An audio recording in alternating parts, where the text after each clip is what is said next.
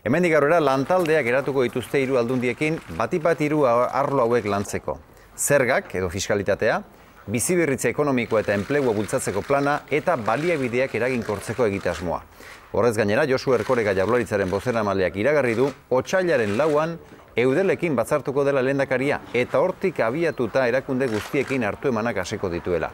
Gaurko bileran, lehendakaria eta Bizkaiko aldun nagusia ekarpen lege berri batez ere mintzatu dira. Baita zerga berriek ezartzeko beharraz ere. Elkarlanerako erabateko borondate osoa adierazi dute. Gure egoera ekonomiko larri honetan bizi dugun denboretan ados gagoz hausnarketagaz eta kolaborazio eta lealtasun osoz ibiliko gara hemendik aurrera.